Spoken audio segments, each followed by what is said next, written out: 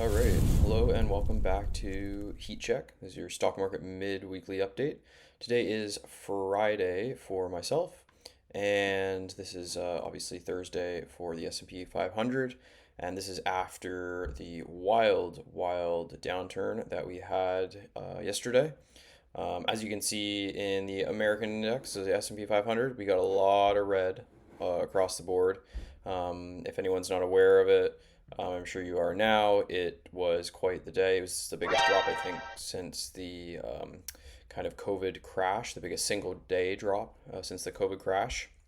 So definitely, this day will definitely go down in history in regards to Trump's tariffs and the fear that kind of flowed through the market. So as you can see, a lot of deep red in the technology services, electronic technology, finance, retail trade, except for kind of some of the big grocery store retail giants.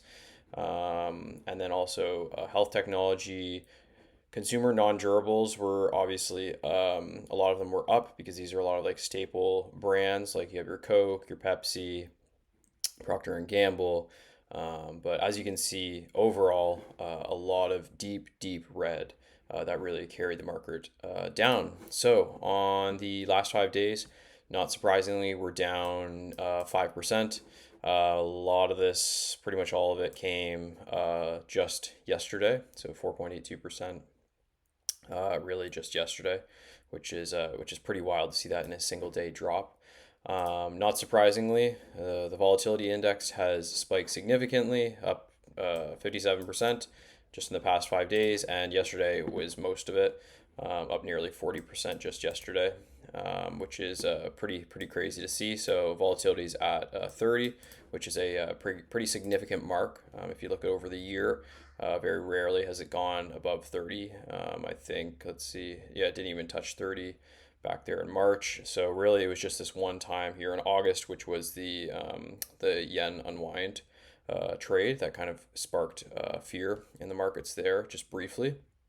And then even over the past 5 years, really the last time we saw it hit the 30 mark was back in 2022 when we saw a good correction from the S&P 500 back when there was a lot of fears around the recession, and with interest rates rising, markets were concerned around whether a recession would appear, which it never did. I believe there's two negative quarters of GDP. However, it was not declared a recessionary environment. So yeah, pretty significant. Let's take a look at the fear and greed index. As you can see, we are at 8, which is the lowest I have seen it in a long time. So this is extreme, very extreme fear. Taking a look at the market momentum, not surprisingly, well below the 125-day moving average. It seems like we definitely tried to break above, or at least go towards the 125-day moving average, and that failed, and we are definitely on the way down. Now, stock price strength, we have extreme fear, not surprisingly. Stock price breadth, not surprisingly, extreme fear. Put and call options, we are headed near the ratio of 1, which is pretty wild to have one put and one call, but that's where we're headed. And market volatility, like I said, we were hitting the 30 mark, well above the 50-day moving average. Safe haven demand, not surprisingly, bonds are where you want to be right now. And then junk bond demand is also in extreme fear. So let's move to the ASX 200. This is your Australian index. Very similar in the sense there's a lot of red. However, a lot of the larger market weight companies. Let's take a look at the week actually. So even on the week, there's a lot of actually pretty good green. I would say deep green in a lot of the larger market weight companies. I guess a few of them are actually in the deep red here, but kind of a mix, more of a mixed bag. So not as much as of a drawdown, I guess you could say, when comparing to the American index. Yeah, so we can see over the past 5 days, yeah, 3.61%, which is definitely a good drawdown over the past week. And much of it, so down 2% today. and yesterday, I believe. So really, a lot of it came over the last 2 days. So the Thursday, and then obviously today we are in the middle of the trading day for the Australian markets. Yeah, we'll see where this how this pans out over the next week. And let's go to the Canadian index. So Canadian index, this is our weekly performance on the Canadian index. A lot of red in the financials, as well as technology services. You see Shopify's down nearly 20% on the week, which is pretty wild. And then obviously energy, with oil prices kind of plummeting recently. Not surprisingly, energy has been down on the week. Now let's take a look over the past 5 days.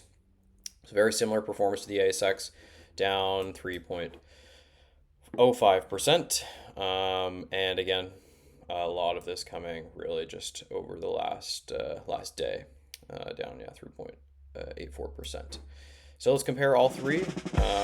All three at the end of the week, we have the TSX down 2.72%, the S&P 500 down 4.68%, and the ASX down 2.22%.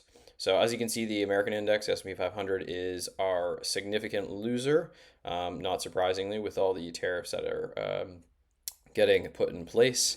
Let's take a look at the month performance. And again, the S&P 500 is down about 7.75% on the month, with the ASX down 6.11%. And surprisingly, the TSX is only down about just over 2.5%, which is really not a very large drawdown, which is pretty surprising in regards to the closeness that the Americans have with the Canadians, and the significant amount of trade that goes on between the two countries, especially on the Canadian side. Canada definitely relies on America a lot for a lot of its trade. So that's pretty good to see that there's not a lot of fear there, and a lot of it seems to be coming on the American side. However, a lot of this fear is in a lot of the large cap, mega cap technology companies that have had some significant drawdowns. So that is your heat check for the week, and we'll definitely keep you guys updated. See what next week brings. Hopefully, it's a little more positive. And if you liked the video, please leave a like and subscribe. Thanks.